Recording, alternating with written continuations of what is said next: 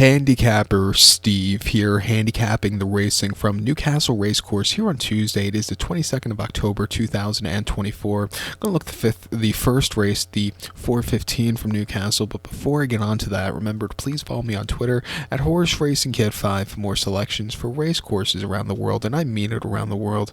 Let's look at the 4:15, the first race, which is a very good one. It's the free bets with Bet UK Bet Club handicap. It's Class 2 handicap going for a $32,000 purse race for 3-year-olds and upwards here. Horse rate 86 to 105.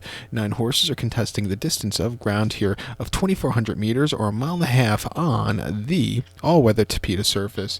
My top selection here, I'm going to go with the 5-horse Maramba the Champ as a top selection. 537 in the trifecta.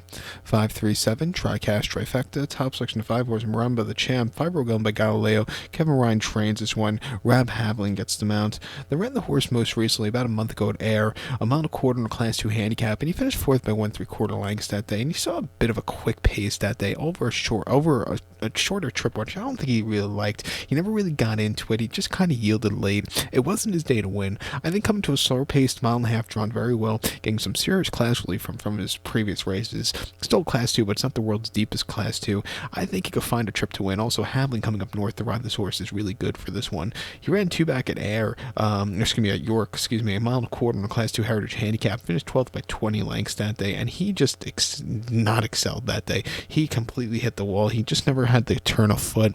It wasn't his day to win that day. And then back at Ascot, over a mile and a half in a Class 2 handicap in June, he finished 19th by 50 lengths that day, and he just again yielded out of it. Those are some tough handicaps there. You could even say for the May Festival before that at York over the mile and a half, where he finished 12th by 25 lengths. He just saw some tough competition. He won a Heritage handicap in the summer of 23 at York over the mile and a half, winning by 1.5 lengths. He was much the best that day. Since then, I just thought his form this year hasn't been up to par, where he's just been seeing some tougher horses. Not nearly as tough today, should be forwardly paced. I think he could win. I think the 3-horse here, King Lear for Billy Longan and George Bowie, could win also.